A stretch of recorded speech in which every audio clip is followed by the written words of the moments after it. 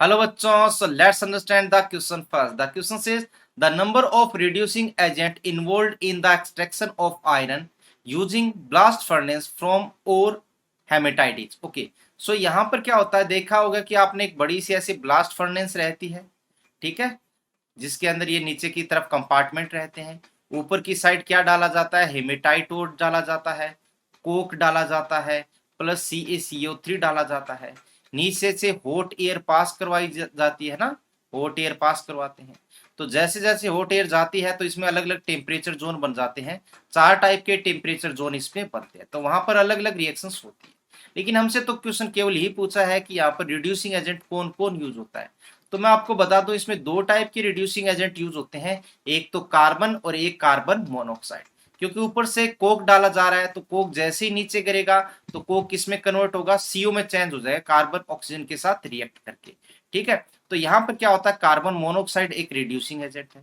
या फिर हम ये कह सकते हैं, जैसे कार्बन नीचे गिरेगा तो क्या होगा, देखिए, एक तो कार्बन रिड्यूसिंग एजेंट हो गया और दूसरा क्या हो जाएगा, ये कार्बन जब O2 के साथ रिएक्शन करेगा तो क्या बना लेगा, CO2 कर लेगा।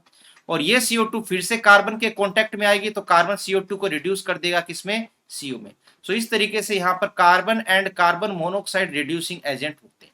लेकिन कौन कहाँ यूज होता है ये ध्यान दीजिएगा।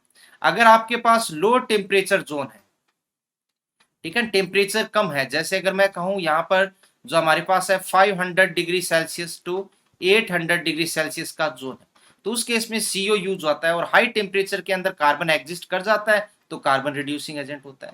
जैसे हमारे पास हेमेटाइट ओर होता है तो Fe2O3, तो इसके साथ जैसे कार्बन मोनोऑक्साइड रिएक्ट करता है तो स्टेप बाय स्टेप रिडक्शन कर देता है। पहले कन्वर्ट कर देता है किसमें, Fe3O4 में, प्लस क्या हो जाएगा कन्वर्ट, CO का ऑक्सीडेशन CO2।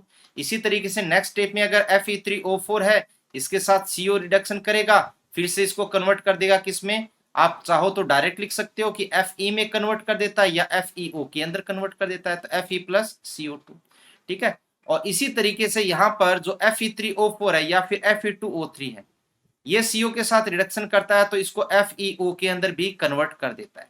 तो ओवरऑल बात रिडक्शन होने की है कि अलग अलग स्टेप में अलग अलग टेम्परेचर जोन के अकॉर्डिंग ये रिडक्शन कर देता है। ठीक है, तो CO इस तरीके से FeO में भी रिड्यूस कर देता है और Fe के अंदर भी रिड्यूस कर देता है। ये तो लो टेम्परेचर जोन की बात हो गई। अगर हमारे पास हाई टेम्परेचर जोन है,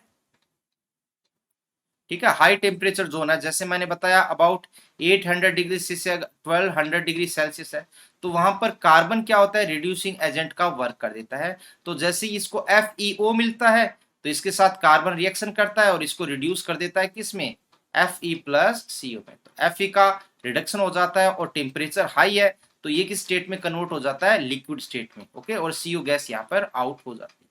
सो इस तरीके से कार्बन और कार्बन मोनोऑक्साइड जो होते हैं यहाँ पर as a reducing agent work करते हैं। So the answer of this question is 2। Okay, so hope you understand the concept well. Best of luck.